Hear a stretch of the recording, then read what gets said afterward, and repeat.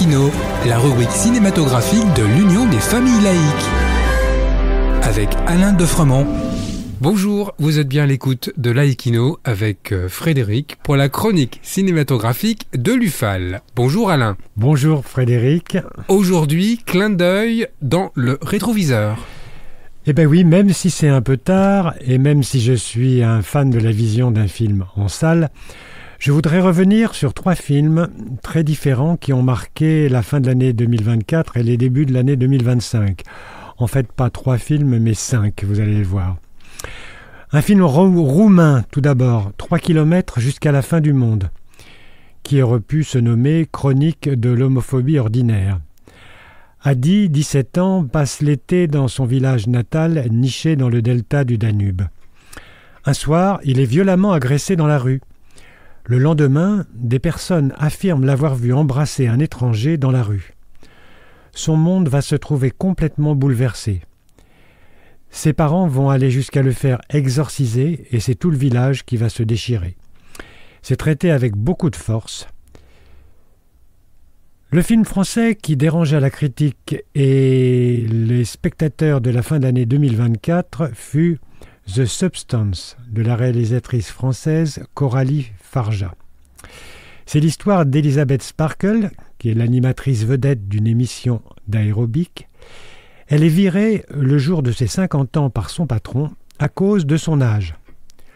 Le moral au plus bas, elle reçoit une proposition inattendue, celle d'un mystérieux laboratoire lui proposant une substance miraculeuse.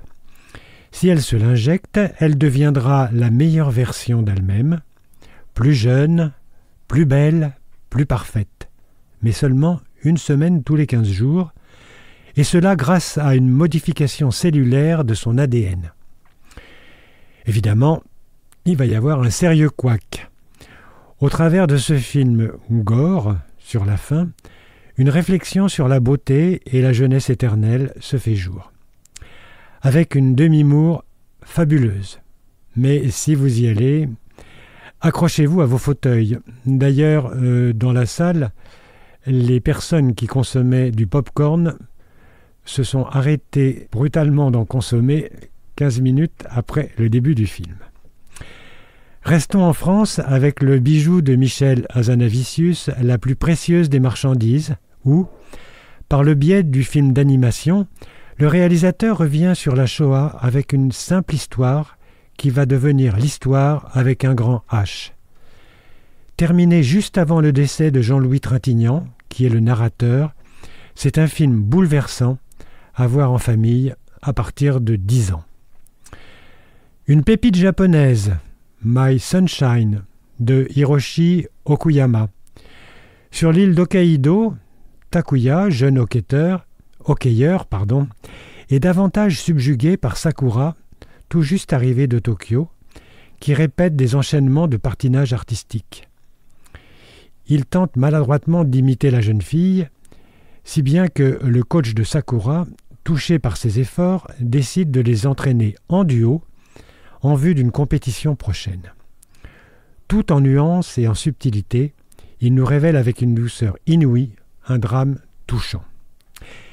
Et enfin, pour alimenter les soirées débats de l'UFAL, je vous conseille vivement le film de David Hoelfen, Le 4e mur. Liban, 1982.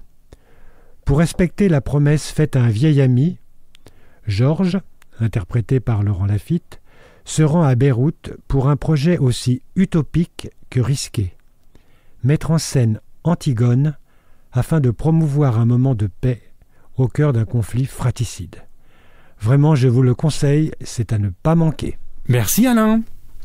En attendant de nous retrouver, n'oubliez pas notre émission en balado-diffusion sur laicidad.ufal.org ainsi que sur notre site ufal.org.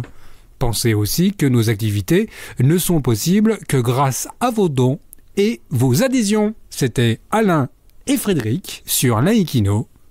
À bientôt. C'était Laïkino, la rubrique cinématographique de l'Union des familles laïques. Retrouvez toutes nos rubriques Laïkino et l'ensemble de nos balados-diffusions sur lufal.org.